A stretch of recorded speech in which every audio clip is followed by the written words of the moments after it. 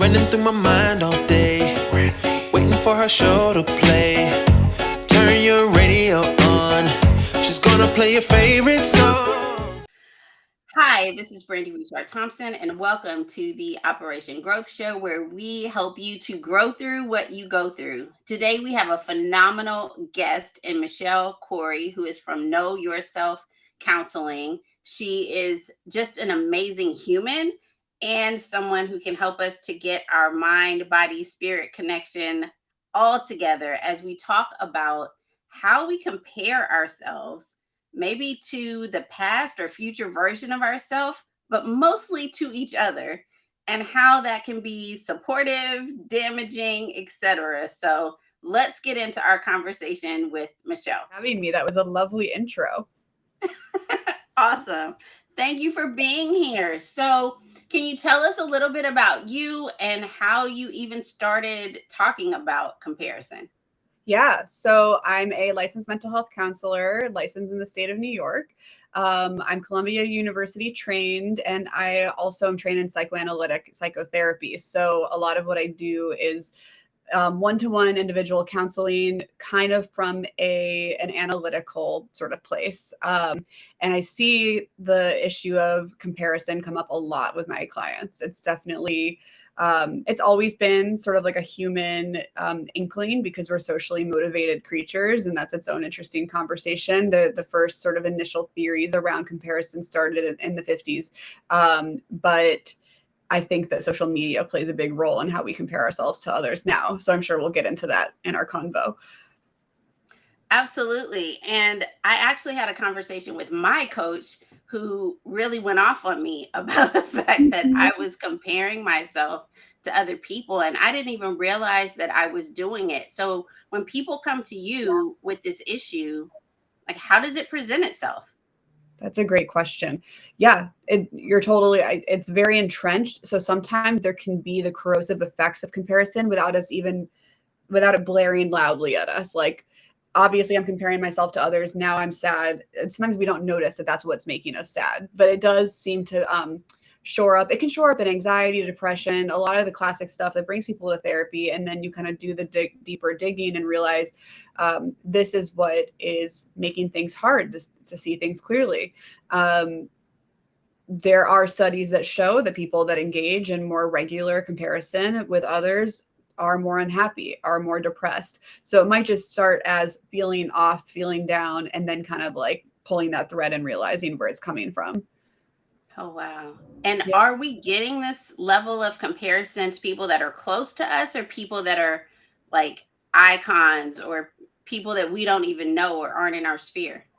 That's a really interesting question too. So a lot of studies that have been done around comparisons have shown that there's a little bit of debate with the studies. Some of them show that people tend to compare themselves to people in their social circles closer to them, more like them. So it's like you look at someone at your school, at your work, and you're comparing yourselves to them because they're more accessible and they're right there. And you're kind of trying to see where you stack up in your peer group.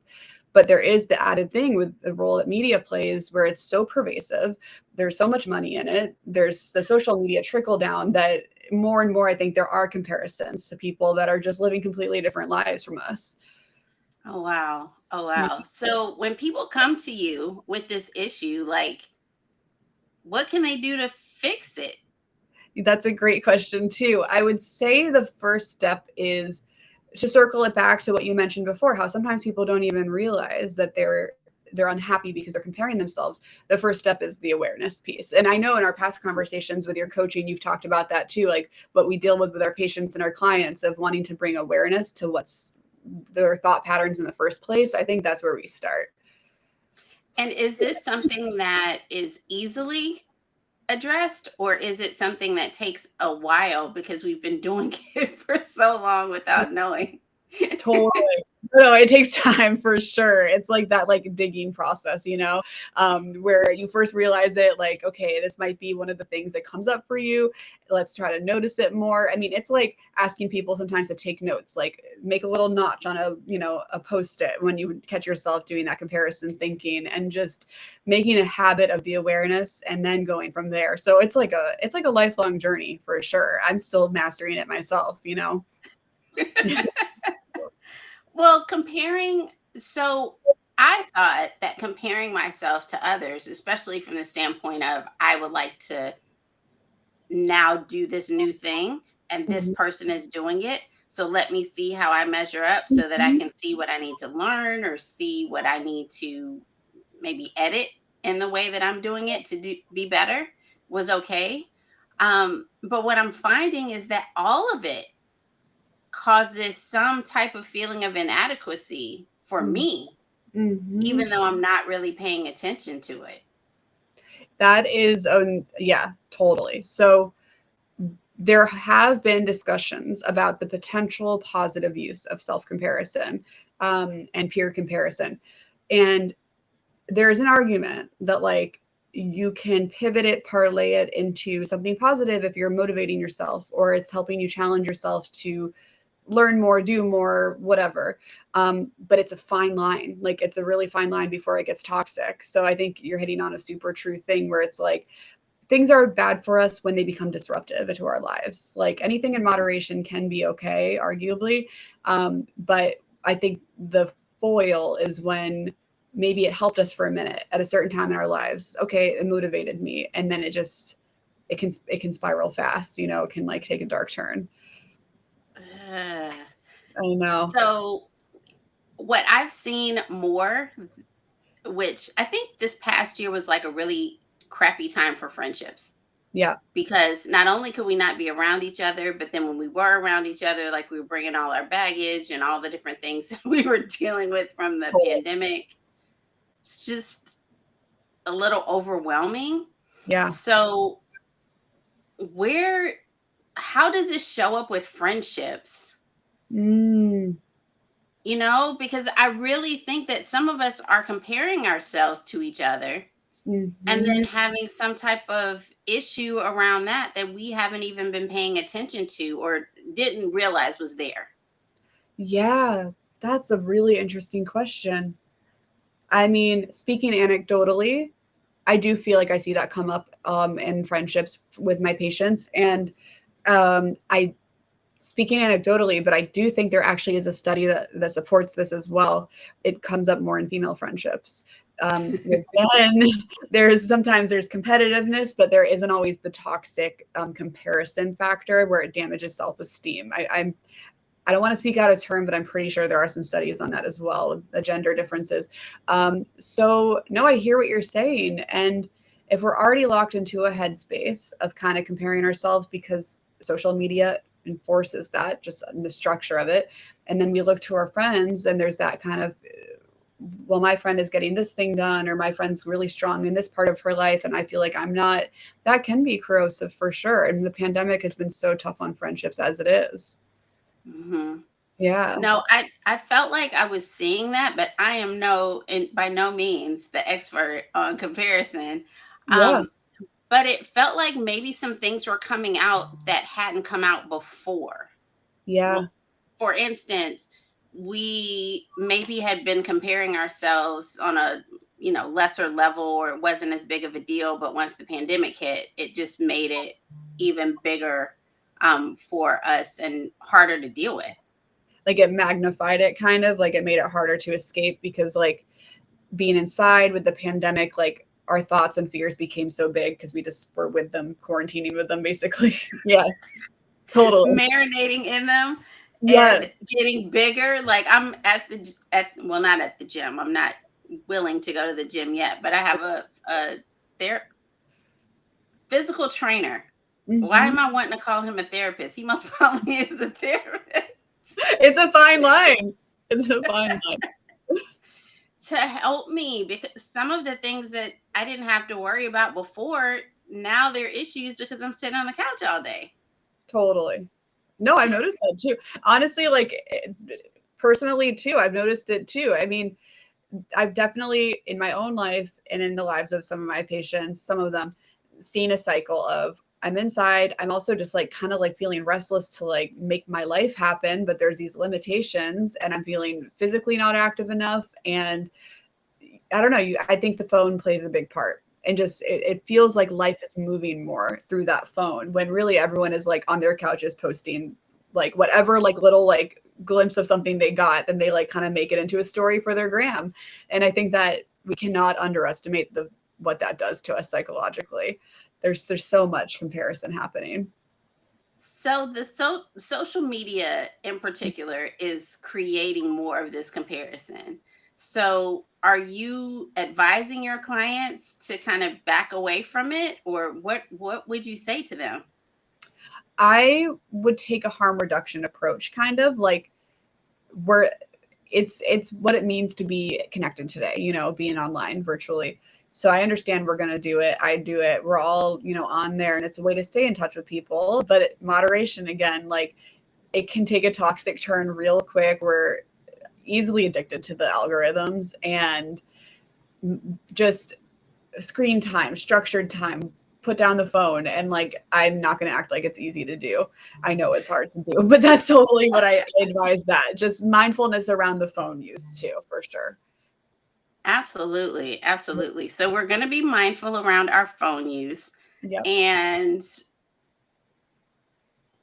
I don't know if that will fix everything, but at least we will know that sometimes it comes from looking at our phone too much. Because sometimes, like with this whole thing that happened this weekend for my husband, he was on his phone like a lot. I was like, step away from the phone. Totally. Because there's those things in life that like will pull us in, and that makes sense. Life has cycles. Sometimes like there's more to post, there's more to do, more to update people or announce, but it's like this moment of, and that's where having a partner that like knows your own personal cycles and can kind of help pull you outside of it. My partner's really great about that too, actually.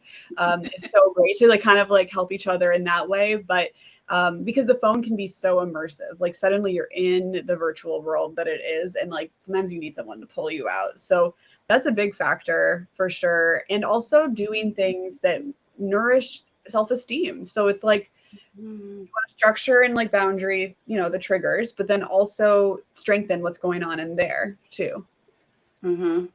I love that. Yeah. So from the pandemic, I'm sure you had a lot more clients than you typically would have.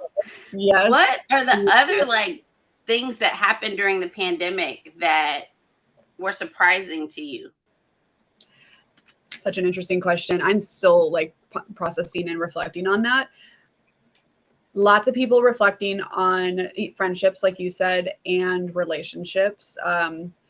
People who were struggling with dating before the pandemic really had a tough time during the quarantine, the lockdown. It was profound loneliness, because I think loneliness brings people to therapy commonly anyway, like before this experience, like culturally. And some people were very much in the depression and the loneliness, realizing how important social interaction was to them. As a result, there was a big uptick in substance use. A lot of people got pets. That was a fun one. I got to meet a lot of dogs through the screen. And I think that was a really adaptive way of dealing with the loneliness that like swept everybody. So I got to see what people truly yearn for, which is human connection. I already knew it, but I really, really saw it. And I also got to see how adaptive people are. So even though there was a lot of struggle, a lot of people seeking therapy, the fact that people were like, I'm going to learn a new kind of workout, or I'm going to get a little puppy, or I'm going to learn how to bake. I mean, people picked up hobbies and really like adapted the best they could. So that was lovely to see, but really I saw a lot of loneliness too, for sure. Oh, wow. Yeah. I think the loneliness was exacerbated by those doggone TikTok videos with the people dancing in families. Like everybody's dancing together. And you're like, I don't have anyone to do this with. The TikTok sweep during the pandemic is so interesting, because actually there's a whole neuropsychology to TikTok.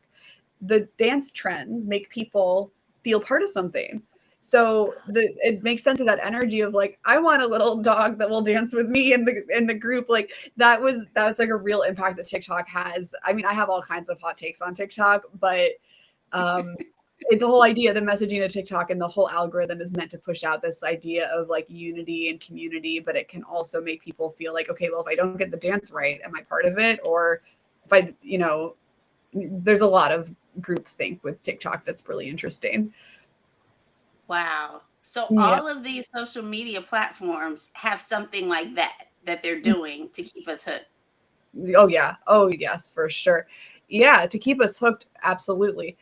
Um, TikTok, and I really feel this way, and there are studies that prove it. Then there was a recent study that, or not study, expose that came out that revealed that Facebook has been paying like a media company to do like to kind of like smear TikTok's reputation. So there's a TikTok Facebook like fight happening in the media right now, and I don't want to get in the middle of that, but because I don't want to seem pro Facebook, but TikTok does structure like the earworms. Like there's like a neuropsychology to how the songs get stuck in your head, and that just kind of like further addicts you to it because you're kind of wanting to finish the song or see the person finish their dance. And you know how those TikTok tunes just get in our heads. Like there's a benefit to that. It gets us hooked on the app. So it's really, social media is so powerful in all of the psychology and well-being of our culture.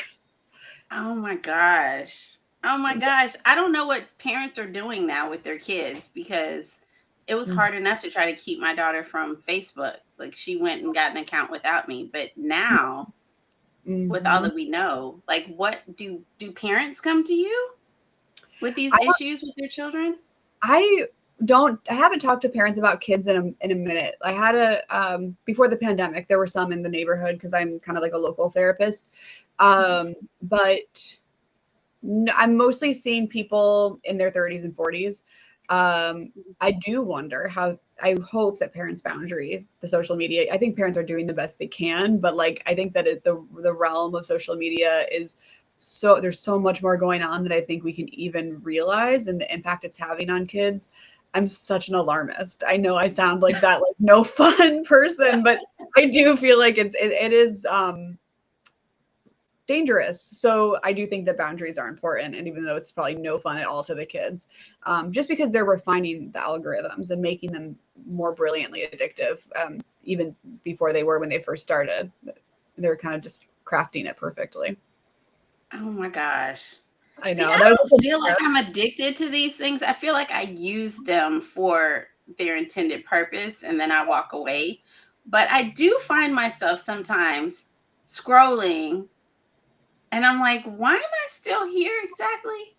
yes, that's the scary thing when you look at the clock and you're like, where did the time go? Like, where was I? Like, but I think that's great to hear that you don't have that experience of feeling too swept up in it. That's really, that's a good place to be.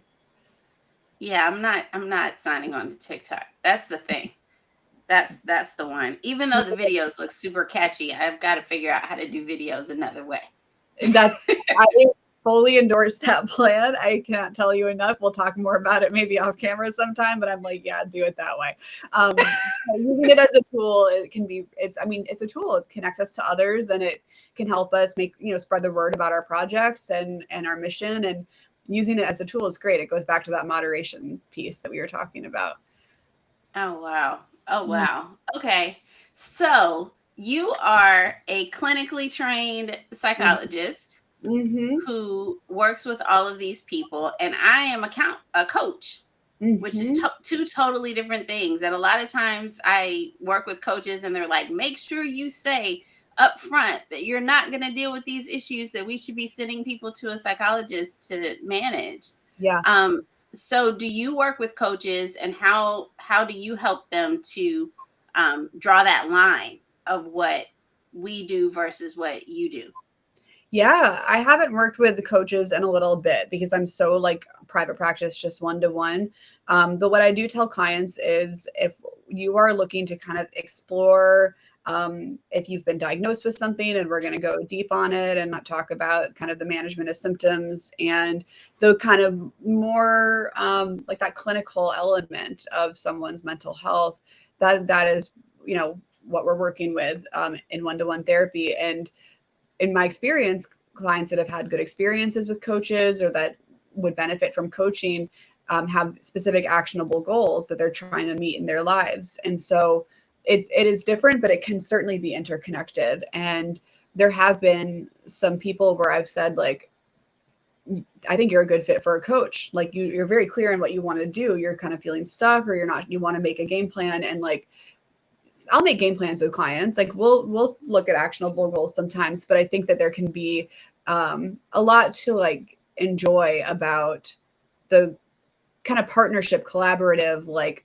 goal-oriented approach that coaching can offer. So it's, yeah, we're kind of like, there's like a nice sort of triangulation that we can play out sometimes, for sure. What's your experience with that? My experience is that it's hard to find someone that I can refer people to, because your field has just been so inundated with people who need your services as of late. Yeah. And so I am fully not interested in trying to be someone's therapist. And so we focus on those goal related issues and things of that nature. But at the same time, if I see something that's going on, I would love to be able to refer people to a therapist to help them further. But it's just been challenging to find you guys. Yeah, we're in a really weird moment kind of in the industry right now. There is such a shortage. All the therapists I know are like totally maxed out. I have a wait list right now too. A dear friend of mine is close to getting officially licensed. She's been doing her hours. But that's why there's been this like boom of like mental health tech startups, like different like tech people being like, oh, like shortage here, like let me make an app for like therapists. And like it's kind of interesting because they're trying to solve problems, but they're data driven still. There's like privacy questions about it. There's a lot of like, nothing wrong with virtual therapy. Most of my sessions are virtual right now, but very structured. I don't know, like it's not quite making it as accessible as it needs to be. I think we need more therapists. We need more good therapists. We need more diversity in therapy. So we need more access and more therapists for sure. And we're really seeing the shortage right now. Yeah, I totally agree with that. And I think it may have something to do with the fact that we haven't really prioritized mental health. Yeah. Before now. And now all of a sudden we are prioritizing because we see people flipping out every day with issues. And, some of what we're seeing in the world right now, doesn't that have something to do with people's mental health in this time period of being alone? Oh, yeah. I think that the pandemic did an interesting number on people psychologically, where for a lot of people, it brought buried stuff to life. So things that they were already carrying, like you were saying earlier, like just being with it, like it came out. And that can be an opportunity. It can also be really, painful. And in terms of just how some cities are struggling, people are struggling, people are, the great resignation, people are calling it. Lots of people are kind of like leaving their jobs, starting new chapters. We are in some kind of major transitional phase, and it has a lot to do with people's mental health and needing to be addressed. There's a social factor too, big time. A lot of major social problems can be brought back to mental health, maybe to addiction too. And at least the conversation's getting started, and I'm curious where it's going to go.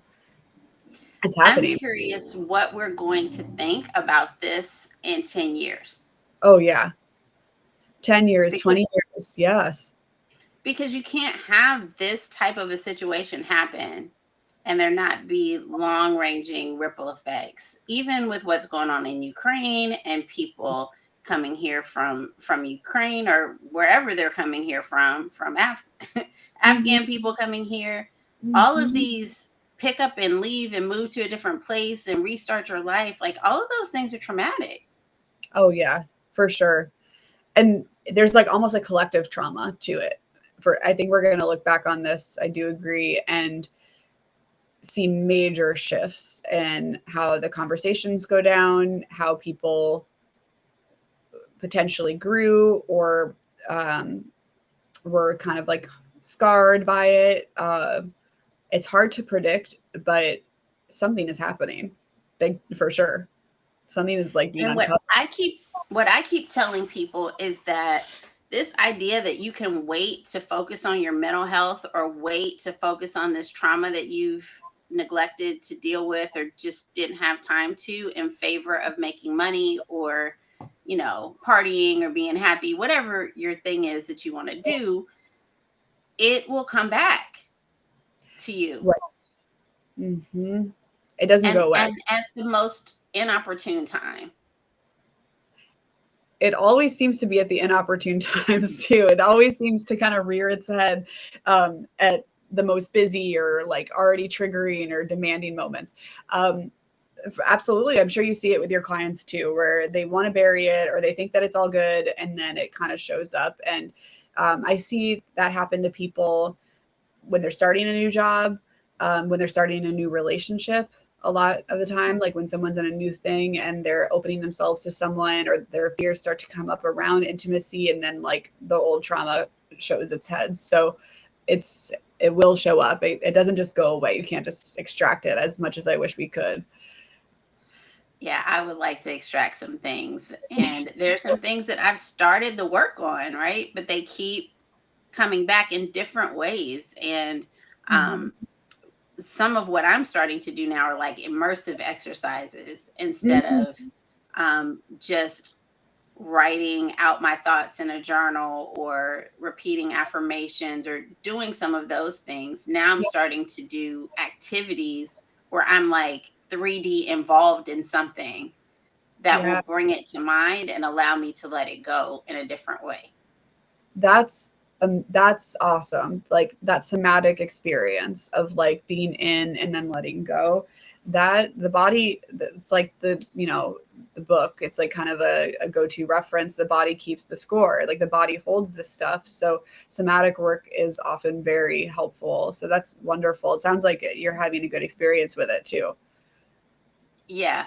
I felt like I was doing like a whole lot of Will Smith reading, and I even did like an Operation Growth moment about his growth in one of my early shows, and I was like just weirdly overwhelmed with all that was going on around the Oscars. It really bothered me, like emotionally, in a way that I didn't expect that it should, because I'm not like Will Smith's friend on any level. It did that. No, it did that for people. It was so visceral. And I remember reading something that was saying like the rupture of that moment, the intensity, the surprise of it, the way that everyone kind of had a take, whatever their take was this like reflection of the moment we're in right now, kind of like this buildup of energy. There's something to that. But I'm wondering if other occurrences are doing the exact same thing to us, and we're not seeing it as vividly as we were able to see that play out in the media and social media and all those types of things. That there are other things that are going on in our world right now that we are just like, oh my gosh, can't deal with this. It's too much. No, I feel like all of these major things that have happened that have been reported on by media, all of these kind of collective shifts in consciousness around social justice, around class, we're feeling all of it. But because it was pop culture, it's memeable, it's pop culture, so it became more of an exchange online than like the various refugee crises that we've been having. No one's going to meme that. They might share information about it online and it's painful to see, and then you feel helpless, like in the larger global context. But people find themselves intellectualizing it or shutting their brains off to it or their hearts off to it.